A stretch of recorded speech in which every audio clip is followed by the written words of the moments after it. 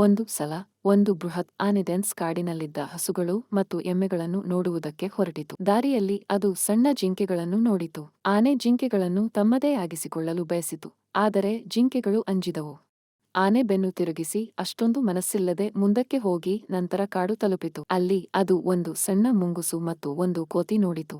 ಆನೆ ಅವುಗಳೊಡನೆ ಸ್ನೇಹ ಮಾಡಬೇಕೆಂದು ಬಯಸಿತು, ಆದರೆ ಅವುಗಳು ಕೂಡ ತಲೆ ಕೆಡಿಸಿಕೊಂಡು ಓಡಿಹೋಯಿತು. ಅನೇಕ ಪ್ರಯತ್ನಗಳ ನಂತರ ಆನೆ ಒಂದು ಹಾವು ಮತ್ತು ಗಿರಿಗಿಟ್ಟನ್ನು ನೋಡಿ, ಅವುಗಳು ಕೂಡ ಆನೆಯನ್ನ ನೋಡಿದ ತಕ್ಷಣ ಅಜ್ಜಿ ಎಂದೆಂದು ಓಡಿಹೋಯಿತು. ಇದು ಆನೆಗೆ ಬಹಳ ಬೇಸರವಾಯಿತು. ದುಗುಡದಿಂದ ಅದು ಕಾಡು ತಿರುಗುತ್ತಲೇ ಇತ್ತು.